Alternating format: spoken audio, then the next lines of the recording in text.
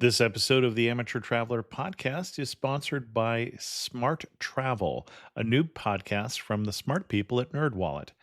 From choosing the right travel card to dodging hidden fees, Smart Travel helps your money go further. Literally. They cover all things travel finance, including the smartest ways to book flights without playing the guess the cheapest day game, how to avoid paying for upgrades you won't use, when to book peak season trips without paying peak season prices, and how to maximize points for real savings, not just free bottled water. So they cover all the stuff we don't. And there's a reason for that. I don't know these subjects as well as the smart people at NerdWallet do. So if you're looking for information about financing your travels, check out Smart Travel. Travel smarter and spend less with the help from NerdWallet. Follow Smart Travel wherever you get your podcasts. And thanks to Smart Travel and NerdWallet for sponsoring this episode of Amateur Traveler. Cooler days call for layers that last, and Quince is your go-to for quality essentials that feel cozy, look refined, and won't blow your budget. You've heard what I like at Quince, but I've talked to friends. Mignon really loves the ladies' linen pants that even have pockets. And Gary also recommends some of the bedding, which I haven't tried yet. Think about their $50 cashmere sweater, premium denim that fits like a dream, and luxe outerwear that you wear year after year. These are the pieces that'll turn into your fall uniform. Because Quince partners directly with top-tier ethical factories and cuts out the middlemen, they deliver luxury quality pieces at half the price of similar brands. What Quince pieces have become staples in your fall wardrobe? Let me know. Quince has really become a one-stop shop. Are there a few pieces you've been reaching for lately, whether it's your closet, kitchen, or around the house? Find your fall staples at Quince. Go to quince.com/traveler for free shipping on your order and 365-day returns. Now available in Canada too. That's QUINCE.com/traveler to get free shipping and 365-day returns. Quince.com/traveler. And thanks to Quince for sponsoring this episode of Amateur Traveler. Amateur Traveler, episode 967. Today, Amateur Traveler talks about Native Americans and buffalo, railroads and longhorns, cowboys and airplanes, as we go to Kansas. This is Chris Christensen from Amateur Traveler. Let's talk about Kansas. This is another solo episode of Amateur Traveler, and one that I did not plan to do. I was at the TBEX conference, the Travel Blog Exchange Travel Blogging Conference in Wichita, Kansas, and I go to a TBEX conference once or twice a year, sometimes more than that, but it doesn't always result in an episode. I was in Quebec earlier in the year, and there's a lovely blog post, at least I think it's lovely, about my experience in a post-conference fam trip to southern Quebec, but it did not seem to warrant an episode for me, but Kansas, surprisingly to me, did. So I'm going to talk about my experience in Kansas. I was there for a little over a week. I was there for 4 days for a conference. Won't be talking about the conference itself. And then I went on a fam trip, fam as in familiarization, or a press trip, about Old West history. And I'm going to talk about it in the opposite order because it chronologically makes sense, but you could do the Wichita portion of this in either order. I started in Wichita, went over to Dodge City through Abilene, and then ended up back in Wichita. But you could also do the Wichita part first, fly or drive out of Dodge City at the end of your trip. But I wanted to talk about it in this order because this was a tour through Kansas history at some historic sites. And we started in the town of Council Grove. And Council Grove is a significant place because this is where the people who wanted to open up the Santa Fe Trail came and talked to the Kanza tribe. And the Kanza, Kanza, is where Kansas gets its name from. This is a tribe that at the time Americans started to come into the state, controlled about a third of the state in the northern part of the state, going all the way across east to west. They didn't have that many people in the tribe at the time. So when I say controlled, that included their hunting grounds, which were quite expansive for the size of the tribe. But basically, the Santa Fe Trail is established After the Mexican Revolution, the trade with Mexico is now open.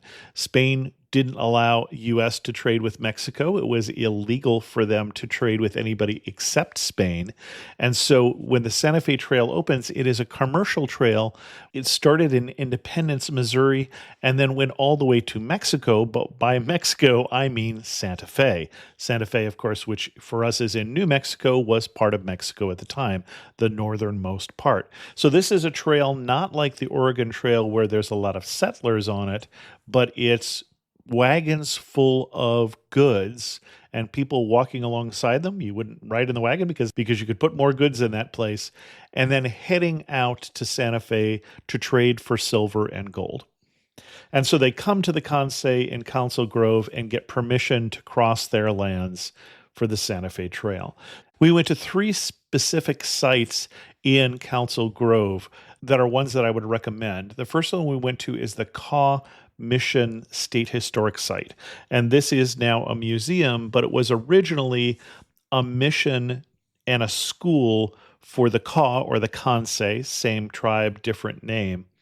And when the Kanza gave up some of their land, when it was bought by the U.S. government a couple different times, but the first time, as part of that payment, they had 20 years of payments, including they would also get a school and training for their young men to become farmers. Now, that was something, it turns out, that the U.S. government wanted, was them to settle down and become farmers, and they did not so much want that because that is women's work. And so sending the young men to school did not work out that well, at least at the Kaw Mission School, and so that didn't stay a school for very long, less than 2 years. It was run by the Methodists, who took on the contract to do that.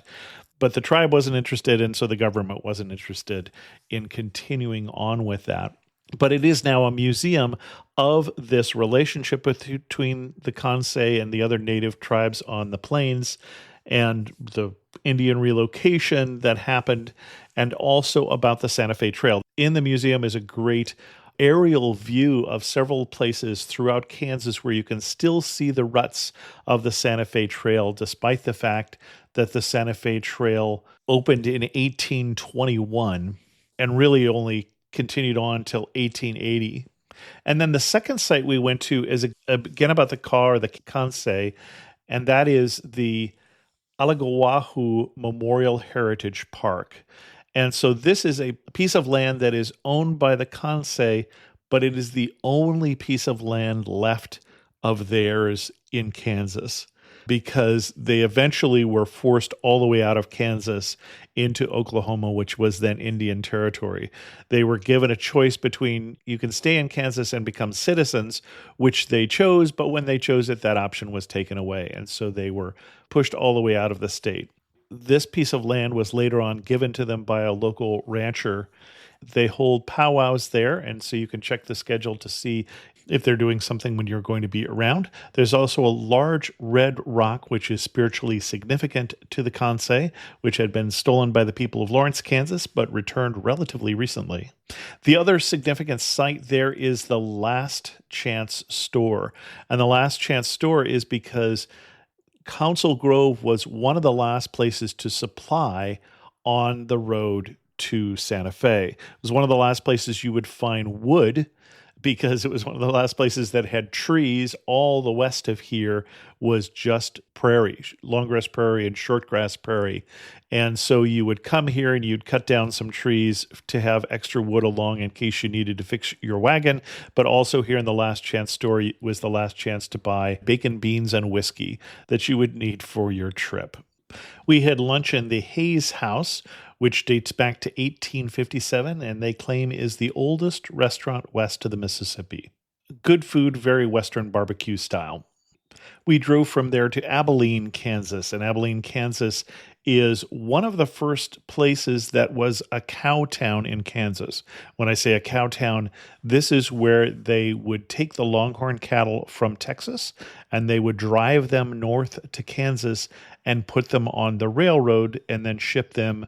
First, they would fatten them up for the summer, and then they would ship them to either Kansas City or Chicago for processing. And by processing, I mean slaughtering them and turning them into beef. So this was a cowboy town until the people of Abilene got sick of the cowboys and basically told them to go somewhere else. And they went further west as the railroad went further west. But you can find names like Wyatt Earp in the history of Abilene, Kansas. You can also find the world's largest belt buckle and the world's largest I Like Ike button, because this is also the boyhood home of Dwight D. Eisenhower. I did not go to his library, which is there, because I was there during the government shutdown and it was closed. All around town, you can see cowboy boots that have been painted by various local artists. And then there is an area of town that is Old Abilene. This is both a tourist site as well as a museum that can tell you more about the cowboy culture, about the local lawmen who were trying to settle down the area. You can get a sarsaparilla at the Alamo Saloon. You can watch a gunfight if you're there in the summertime. This is really a summertime activity. And there also is a historic train that you can take that ride. We did, which is special because, again, this town was made by the railroads. This really was where cowboys and railroads met. It's only about a 40-minute trip, fairly slowly, off to a recreation of a historic grist mill. Both those trips are always fun. That is not just in the summertime. There are also special trains that run, for instance, at Christmas time. They'll run a Christmas train, but mostly during the summertime is when you can take that train. We ate that night at the Brookville Hotel, which is a historic hotel, family style kind of dining. We spent the night in Abilene, did the train ride on the second day, and then we headed out to Ellsworth. And when the cowboys were pushed out of Abilene, Ellsworth said, we'd love to have them. And so Ellsworth was the second cow town we went to. And we were supposed to go to a historic ranch on our trip, but we had enough rain. We went to go to the Svatty Ranch tour. They were rained out. They had 4 inches of rain the night before, and we could not go there. So instead, we headed to the Hogden House, the museum complex run by the Ellsworth County Historical Society. And several members of the tour really loved this as one of their favorite sites. They had quite a collection of things that had been donated to the Historical Society, including a house that was set up with all sorts of old pictures, but also old implements that people had been given. There was a Smith Premier typewriter that had both upper and lowercase keys. There was an iron lung. There was a caboose rail car. One of the historic churches had been moved there. So quite a lot of fun things there run by the historic site. We also had a great lunch catered by Smoking Barrel Barbecue. So if you're in the area and you're looking for some good barbecue, I recommend Smoking Barrel. We were supposed to head to Fort Larned National Historic Site, but unfortunately, that again was closed because of the government shutdown. That is a federal site. It looked interesting, and I'm sorry we missed it. So we instead spent more time at the Santa Fe Trail Center. And the Santa Fe Trail Center is a museum that has information about the Santa Fe Trail, but also about the settlers into Kansas. I would say actually probably my favorite part of that museum were the buildings out back, like an old church, an old schoolhouse, and then a recreation of both a dugout home and a sod house, or a soddy.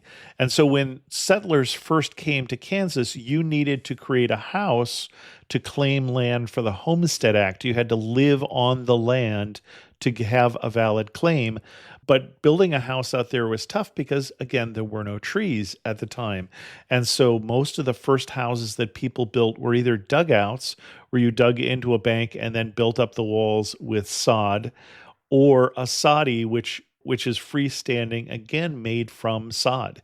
You are basically cutting into these prairie grasses, the buffalo grass that you'd find in the prairie, with a specialized plow that would allow you to cut bricks of sod, and then you would turn them upside down and put them on one on top of these others to build up a house that would keep you warm in the wintertime, but I'm told that you had to sometimes have an umbrella as you washed the dishes indoors because dirt would drop in from the ceiling. And so Not necessarily the thing you wanted to live in long term, but very interesting to see a sadi. And I love that they did a recreation there. And the roof is probably a little more substantial than it was on other sadis just for safety regulations, but an interesting stop. We headed to Ness City, toured the old bank building. Not sure you can normally do that, but a historic building there. And then went to Sheepdog Mead Brewery and had a drink before our dinner at Louie's in town. And then we headed off to Scott City. Scott City is where we spent the second night of our trip, first night in Abilene. And we headed to historic Lake Scott State Park. And Lake Scott State Park was fascinating. We went there with a local historian, and so that made it even more interesting. But basically, there is a battle site there, which is the last battle fought between Native Americans, in this case, the Northern Cheyenne, and the U.S. Army in Kansas.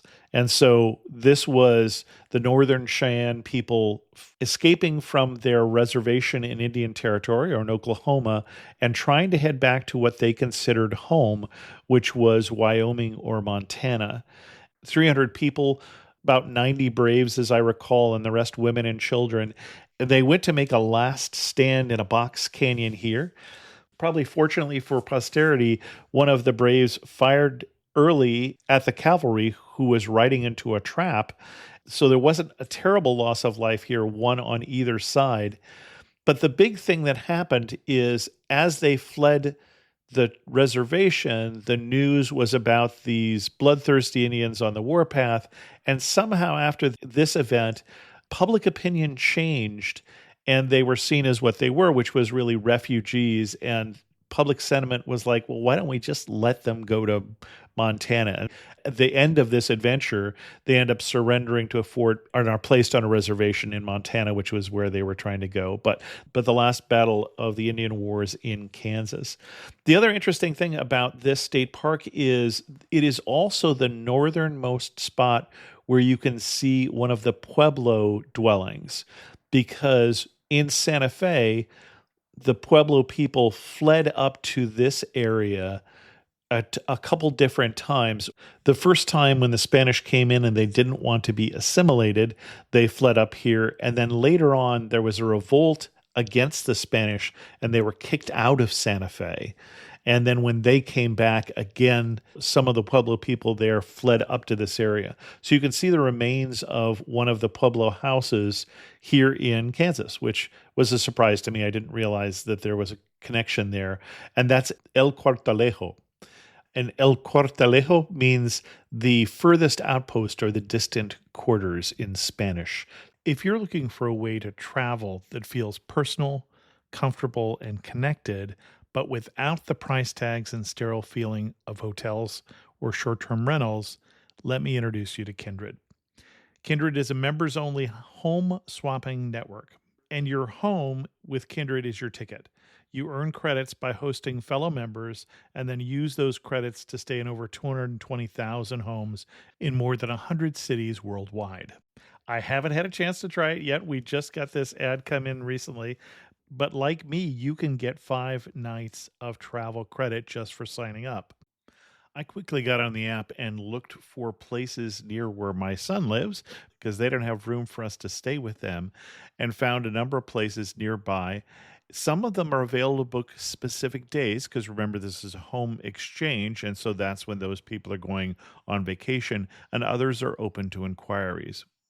There are pictures of all these places, and all look nice, by the way, and then descriptions of the property as well. Apply now at livekindred.com and use code TRAVELER to join for free.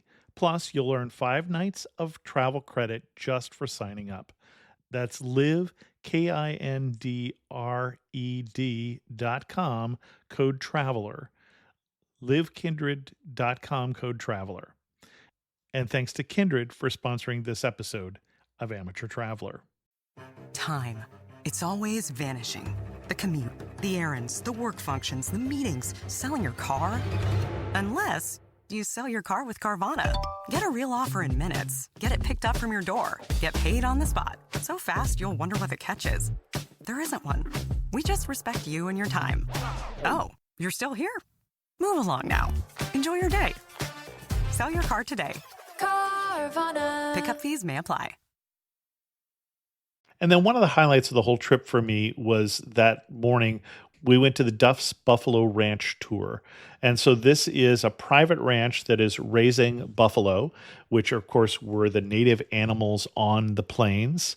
And we got to get on a flatbed truck and drive out among a herd of buffalo, or more accurately, bison. Yes, I know.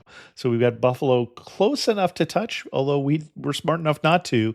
But really, right next to us, seeing these buffalo up close was pretty cool. One of the interesting things is they were telling us stories about there was a big blizzard in Kansas, as it can have from time to time. And there were drifts of up to 7 feet where the buffalo literally were walking off of this ranch over the fence because the drifts were so high.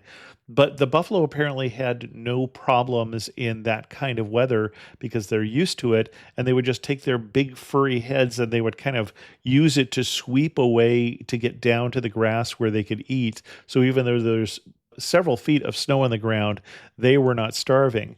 And that's significant because later on we were hearing in Dodge City about a great big blizzard in 1886 that killed like 90% of the cattle. So buffalo were meant for the area, cattle just a little less so. We headed to Garden City for lunch at the Cabana Mexican Grill. Quite good. And then after lunch, we went to 3 museums. The first one was a twofer. It was the El Cortalejo Museum and the Jerry Thomas Gallery. We had a great tour there from the people who operate the museum. The El Cortalejo Museum was about those Pueblo dwellings, but also then about that battle, that last battle that I was talking about, which was the Battle of Punished Woman's Fork. That was the name of that particular area. But some of the things that make it really different from any other county museum that I've been to, they have an in-house paleontologist who is still actively going out and digging up things like mammoths and pterodons and large fish from when this was an ocean and working on them in the museum. So the museum has the history of the Plains people and the Battle of Punished Woman's Fork, as well as information about the town and all the local things you'd expect, and all the usual things that people have donated to the museum. But you can also see the jaws of a mammoth. And then there's also the Jerry Thomas Gallery and Collection. This is right next to that. So 2 museums in one there. And this is an artist, Jerry Thomas, who's done a lot of Western paintings, especially with Little Bighorn, done a lot of work with that site and paintings from that era. But in addition to his paintings, which are in the gallery, he's a collector of things from the Old West. And so you'll get a collection of things from the battlefield of Little Bighorn and then a painting that he has made of the battle. It was a really wonderfully presented museum, and I would highly recommend it, the Jerry Thomas Gallery. Then we went to the Finney County Historical Museum. Can't recommend that quite as highly. It had all the usual historic things that you'd expect to find. It also had the world's largest hairball found in the stomach of a cow, which is something else. Something else about the size of a basketball. They found it when they went to butcher the cow. Kind of gross. But if you're into hairballs, definitely you'd want to see that. And then also they had a room that was dedicated to true crime, 2 particular notorious cases from Finney County's history, including one was the crime that was made into the book In Cold Blood by Truman Capote. So if you're a fan of true crime, that might be something that you want to see. There's also a free zoo next door, but we did not have time to check that out. We made a quick stop in Meade County where we saw the Dalton Gang hideout. So this is a building that was an original house owned by one of the sisters of this notorious Western gang, the Dalton Gang, 4 brothers, the Daltons, and other parties as well. And the sister and her husband lived in this house. And at some time, there was a tunnel built between the house and the barn, apparently so that if the Dalton Gang were there and their house was surrounded, they could escape. But it is now a museum that tells the story of the Dalton gang, about the Old West, and about how they went to rob two banks at the same day, and they overextended themselves, and many of them were shot and killed here in Meade. Although one of the brothers actually survived, did time, and went out west to Hollywood and became a consultant on old westerns. So a mixed outcome for the Daltons. And the best thing about this museum by far is Mark, who is both the person who runs the museum and a really great storyteller.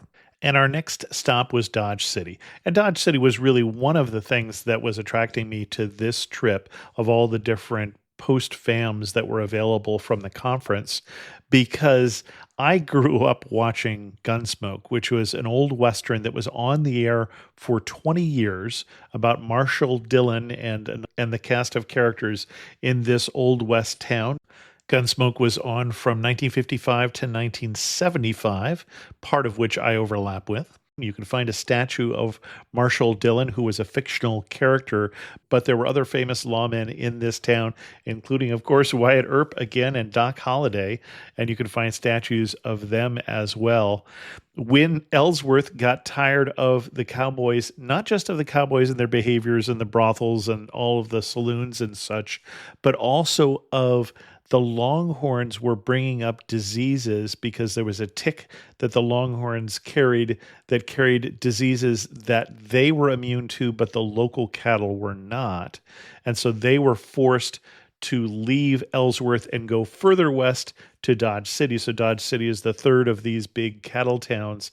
So the cattle drives came to Dodge City from 1875 to 1885, so 10 years in total before Kansas finally passed a quarantine law that kept out the Longhorns and the Texas cattle fever that they brought.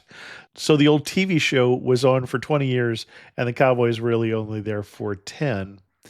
But this is a town that you have probably heard of, the old Boot Hill Cemetery you can go to, and the Boot Hill Museum is probably the most significant site in Dodge City. We saw that in the second day. The first night we went to dinner at Central Station, which is part of the old train station. Again, this is where trains and cowboys met. Great restaurant. I like the food, but I especially love that inside you can dine in the dining car or one of the other train cars. So if you're a train fan, as I am, it's a pretty cool restaurant. We had breakfast the next day at Miss Kitty's Cafe, breakfast Mexican and American grill, and Miss Kitty was one of those characters from Gunsmoke for those 20 years. After breakfast, we went out past some Longhorn cattle that still are in the area, out to Fort Dodge, and Fort Dodge is what Dodge City is named after. As the Santa Fe Trail was built, more and more forts were put along the trail to protect the commerce of that trail, including Fort Laramie that we didn't get to see, and Fort Dodge, which is still around. It was turned into a veterans home over 100 years ago. And so there are some of the original buildings there, including the old Sutler's store. We headed back into town to the train station. One of the things you'll see at the train station is two giant sundials. And the reason for that is this is where the trains change from Central Time to Mountain Time. Right here in Dodge City, trains heading west change to Mountain Time, trains heading east change to Central Time. For those of you who don't know, the trains are the reason we have time zones. It used to be that noon was whatever noon was in your town, whenever the sun was straight up. But to make sure the trains ran on time, time zones were invented and times were standardized. And this was one of those places that you could see that. The old train station where the tourism board now has their office, and you can also find an interesting dinner theater, used to be a Fred Harvey Company Harvey House. We talked about this in the episode I think we did on Santa Fe about Fred Harvey basically invented hospitality in the West. As the trains here on the old Atchison, Topeka, and Santa Fe Railroad, you could get very bad food as you stopped along the way, and Fred Harvey convinced the railroad to let him open up restaurants and later on hotels along this route, featuring the famous Harvey girls, who were young ladies who lived in dormitories, lived quite chaste lives until they met some cowboy. but were serving meals here where you could get a meal quick enough that you could catch your train, but good enough that it was worth eating, unlike what Fred Harvey had found when he was riding the trains before this. You can find the history of Fred Harvey and the Fred Harvey Company in the book Appetite for America. I recommend it. Good book, good read. And we went from there to go watch a rodeo because if you're in Dodge City, what's a better thing to do? And the reason we were able to watch a rodeo, even though we were there in a fall and there was no particular rodeo in town, is we were watching the college rodeo team. This is a competitive team that does rodeo events practicing. And so they were practicing the tandem calf roping and barrel racing and events like that. We did not see them ride any bulls, but I, as somebody who actually grew up watching rodeo, I grew up in Salinas, California, where the California Rodeo is run to this day. So I've seen a rodeo, but if you haven't, it's kind of fun to see this sort of event. You'd have to check a calendar when you're there for when there is a competition, but the local colleges do have competitions where they do rodeo events. So that's one opportunity when you're in this area. And the sport has changed a little bit from when I was a kid. I mean, they still use horses and cows and such, but other things have changed, like breakaway ropes and the roping and things like that.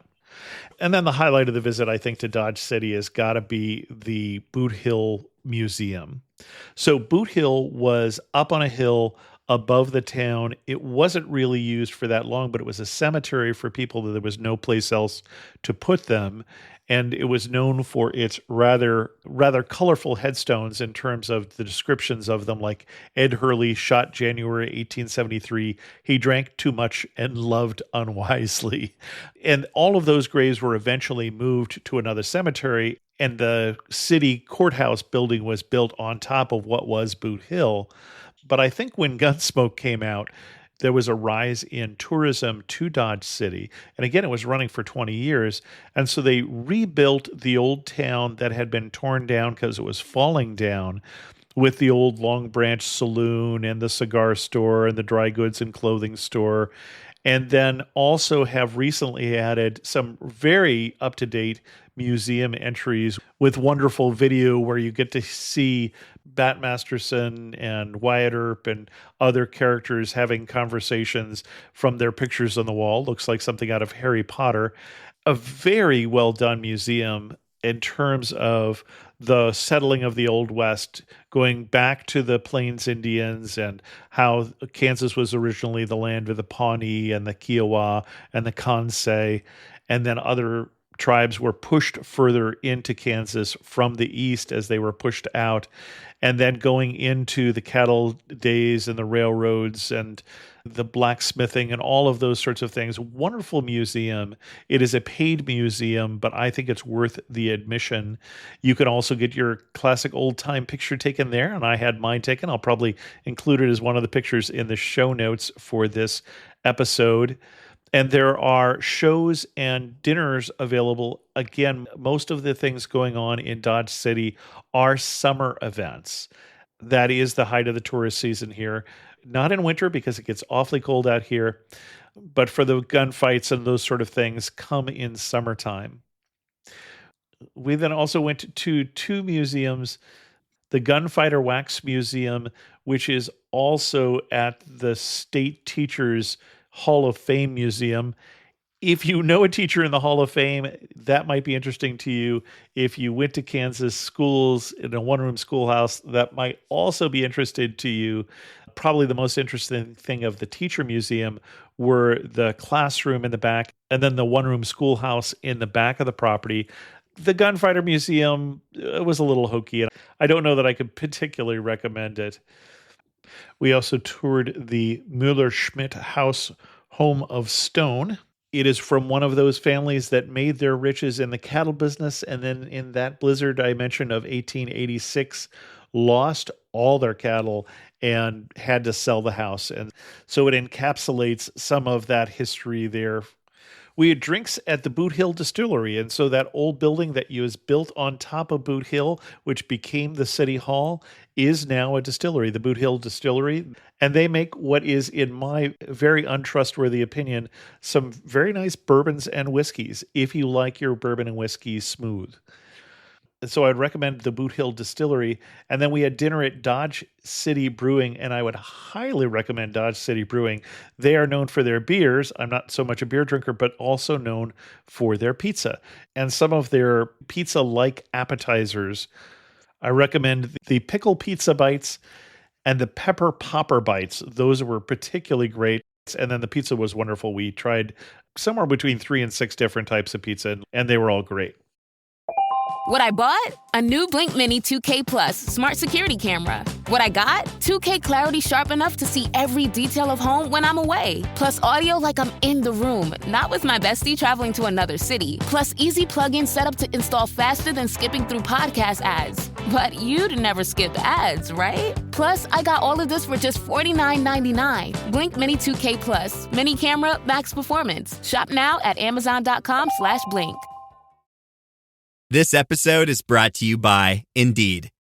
When your computer breaks, you don't wait for it to magically start working again. You fix the problem. So why wait to hire the people your company desperately needs? Use Indeed's sponsored jobs to hire top talent fast.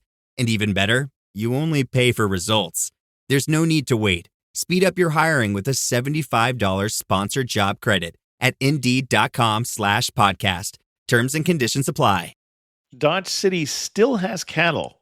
They don't have cattle drives coming up from Texas, but one of the reasons you still see rodeo there is that outside of town, you could find very large feedlots, 60 to 100,000 cattle in one feedlot and multiple lots, and then 2 large meat processing plants, as well as a new dairy plant that is actually making some of the cheese for Kraft and Sorrento, although really what they're trying to make is whey protein, but they're processing the milk from 60,000 cattle and planning to do 100,000 in the future.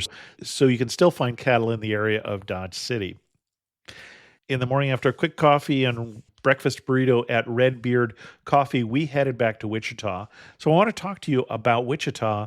And the reason that I did them in this order is we left Dodge City with the end of the cattle drives in 1885, just 26 years later. Things have changed so much that Wichita starts to become a hub for aircraft production. So we go 26 years from cowboys to planes. And Wichita calls itself the air capital of the world and has for some time now. And Wichita is where things like Cessnas and Beechcraft and Stearman aircraft were created. You can now find Airbus and Boeing engineers there as well, and Boeing fuselages still being created there. Learjet came from Wichita as well. So there is quite a lot of airplane history in Wichita. And so one of the first things that I did when I was there is I visited the Kansas Aviation Museum. And this is actually in the old airport terminal building for Kansas. It's an old Art Deco building that was built when Wichita, Kansas had the 3rd busiest airport in the world.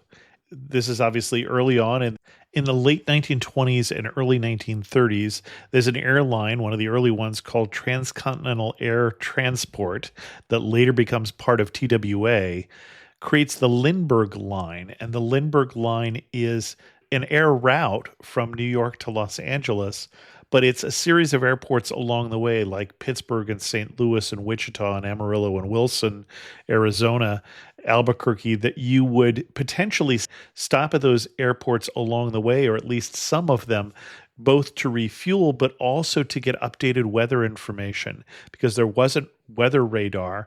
And so you really just had to ask the locals what was going on or get something come in on radio or telegraph, but you'd have to land your plane to learn more information. And then later on in World War II, this is a busy airport because this is where the B-29 Superfortress built by Boeing was being produced. So a really busy airport until it wasn't. And that was just after World War II. And they gave this building over to the local Air Force Base, which is right next door. And then eventually, when it became abandoned, they brought it back and turned it into this museum that showcases Wichita's history in aviation.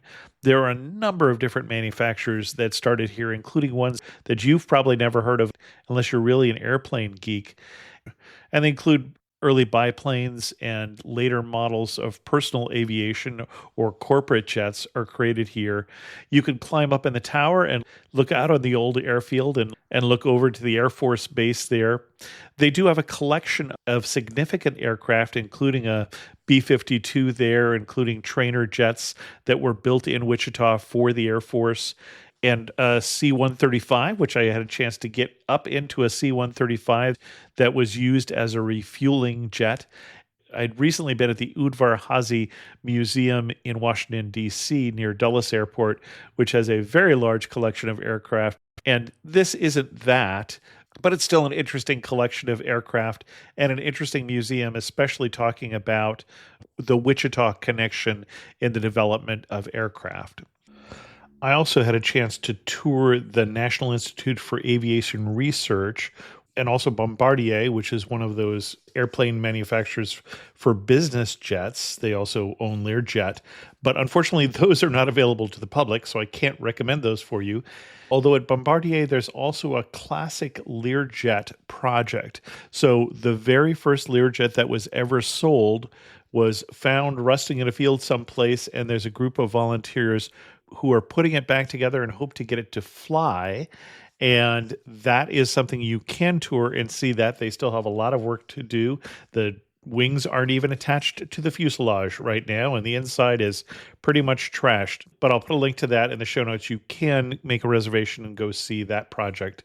And then we also went out to the Stearman Field Bar and Grill. And so this is an aviation themed restaurant in the sense that it is right off a small runway. And so you can see people coming and going via their private jets to this restaurant. Good restaurant also, but we had good food in general in Wichita.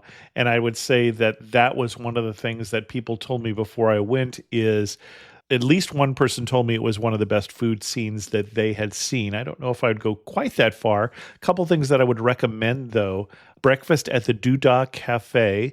Doodah Cafe, try the banana bread French toast. It is to die for. They will give you a sample of monkey bread with breakfast. Ask for it if you don't get it. I also went back there just before my Old West trip and did the breakfast burrito. Probably everything on the menu is good there. And then went to the Bite Me barbecue place, which is awkward when people say, "Where are you going?" and you have to say, "Bite Me." I mean, that is the name of the place. But a good barbecue place if you're looking for a barbecue while you're in Wichita. I had a chance to get out on the field and take some swings with the Wind Surge, which is the local AA baseball team there. I think the last time I swung at a pitch was when I was in Little League just a few years ago, and I haven't gotten any better. You probably can't do that, but you can go out to Equity Bank Park for a game. It's a beautiful park, and it's right near the river, right near downtown. I stayed at the Hyatt Regency Hotel. I'll put a link in the show notes to my review for that hotel. And Equity Bank Park is right there and looks like a great place to see a game. And they're trying to keep the prices of the game very inexpensive so you can bring a family there as a real family entertainment outing. Two of the best experiences that I had in Wichita that I would highly recommend are wildlife focused. So have nothing to do with aircraft per se. The first one is the Tanganyika Wildlife Park. So this is a park that didn't start as somebody saying, "I want to create a zoo." It started as somebody saying they wanted to breed animals for zoos. And so they were breeding especially endangered animals and then have added into that some unique wildlife encounter experiences. It's not a cheap ticket. It's over $100 per person, but you get a chance to pick some hands-on wildlife experiences. I had a chance to feed a giraffe. You're not supposed to pet the giraffes. They don't like that, but to hand feed a giraffe some lettuce. They are such an amazing animal. And then to hand feed a rhino. And I have seen rhinos in the wild once, I think on 4 different safari outings in Africa, but they are so rare, they're so endangered that I've really only seen one once. And we were quite at a distance because we were not allowed to get any closer. This was in Ngorongoro Crater in Tanzania. So to be able to not only put a hand on a rhino's horn, because it's kind of coming through the bars, and you're told, don't put your hand between the rhino and the bars. That would be a bad idea. Put a hand on the horns so you can control that it doesn't go crazy with its horn, and then with the other hand, feed it some hay. And then, yeah, it's okay to pet a rhino. Rhino kind of feels like an old leather couch. Just an amazing animal, and so frustrating that they are endangered, and for the stupidest of reasons. People value their horns for things the horn cannot do. It is really just the same material as in our fingernails. But an amazing opportunity to interact with a rhino.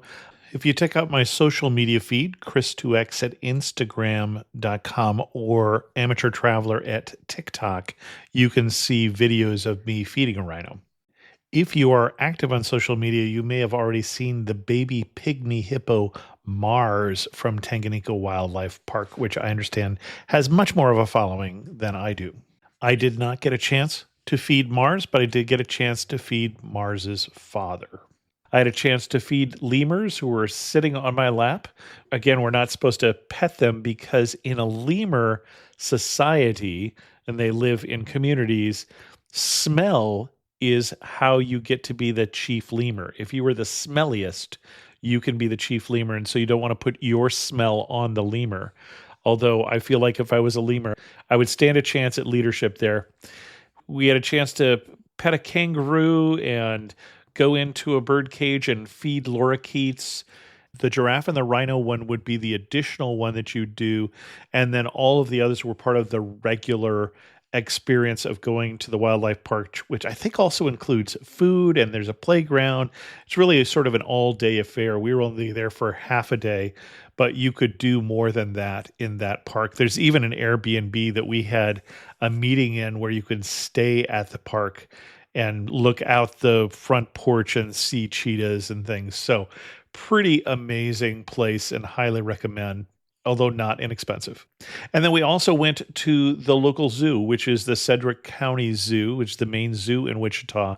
And one of their claims to fame right now is that they're the only zoo in the zoo organization, the National Zoo Organization, that has had 4 baby elephants born in the same year. So they have baby elephants at the zoo right now. They won't stay babies for long. You'll have to go soon, as well as a number of other experiences there. And then in the evening, they have a light show, unrelated to the animals, but gives you something to do in the evenings. And so lots of colorful lights in the park if you're there in the evening. And I don't know if that is the same ticket.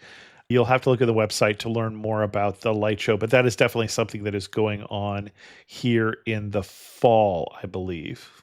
Wichita, as I said, is along a river. It's actually along the confluence of the the Arkansas River and the Little Arkansas River. They become the Arkansas River when they cross into Arkansas, but they are the Arkansas River in Kansas. And right at the confluence there, the confluence happens just north of the city's Keeper of the Plains statue. So one of Wichita's most recognizable landmark is this Native American statue deliberately placed in this spot to mark the meeting of the two rivers. And at night, there's the lighting of the Keeper of the Plains that happens in the evening. It's a 15-minute ceremony called the Ring of Fire. It won't happen necessarily in inclement weather, but you can go out and see them light the Keeper of the Plains in the evening. We also had a chance to do a brief visit for Exploration Place, which is right there close to the Keeper of the Plains. And it's a science museum with interactive exhibits on aviation, Kansas geography, health history, all those sorts of things. Includes a dome theater for immersive films and shows. And in the spring of 2026, they are opening up a brand new extensive kids' playground right next to that, which we had a chance to sneak in and explore. And it's pretty awesome. Honestly, if you have kids and you're in the Wichita area, you're going to want to go to that playground near the exploration place. You can kayak or paddleboard the Arkansas River, or there are paths along it right there where you can walk along the river or bike, and that's a very pleasant area. I would also recommend the Douglas Design District. It has a number of different murals and shops and galleries and restaurants that are worth seeing. There's also the old train station there, has an old steam locomotive and a train museum that I did not get to, but one of my traveling companions enjoyed it. I did not get to the Wichita Art Museum, the Botanical Wichita Gardens, or the old Cowtown Museum, but those are things that are recommended in Wichita. But Wichita surprised me. Wichita is a city that punches above its weight. It's the largest city in Kansas, but it's still just a little shy of 400,000 people. That sounds like a lot to some of you, or not very much, depending on where you're from. In China, I think that's called a village. But quite a lot of culture there, quite a lot of money there because of the aviation industry. And so a thriving downtown, although not as much a walking downtown. That was one of the funny things. Locals were telling us that most people drive. So when I was walking, it was not really a walking city. But the weather was good when I was there to walk, and it really wasn't a problem walking. It's just that people don't. The locals don't for some reason. It does get quite warm in the summertime, so when I was there in early fall was a beautiful time to be in Wichita, great weather while we were there. And that's my experience spending a week in Kansas, and I think it's a place that might surprise you also. Some of my standard questions. I'm standing in the prettiest spot that I saw in Kansas. Where am I standing and what am I looking at? I'm looking at bison. That was just a cool experience. They're just such beautiful animals, and just there in their native environment. That was pretty special. I forgot to say that Dodge City was also connected to the bison, but unfortunately not in a good way. This is where you can see those old pictures of just mountains of bison who have been slaughtered for their hides, or just slaughtered so that the Indians won't be able to live off them, because that was their primary food source. So not a great part of American history. One thing that makes me laugh and say only in Kansas. On the Old West part of the trip, it's got to be that Wyatt Earp just gets around. He's in all of these old cow towns. They've got statues of him or billboards of him. And he then goes off to Tombstone, gets involved in a famous gunfight, goes back to Dodge City. And eventually, when the cowboys stopped coming to Kansas, he moves out in 1900 with his common-law wife to L.A., and he becomes friends with early Western actors, writers, filmmakers, including people like Tom Mix, who's a big silent Western star in the early films. He becomes an unofficial technical advisor on some movies. John Ford, the famous movie producer, said he'd met Earp as a young prop man, and that Earp had described what really happened to the OK Corral down in Tombstone, and then Ford later used that as inspiration for his Westerns. So it's funny. He's just everywhere. He's actually buried in Colma, in just south of San Francisco, up in my area. And then, of course, the world's largest hairball that was inside of the stomach of a cow. You have to laugh at that.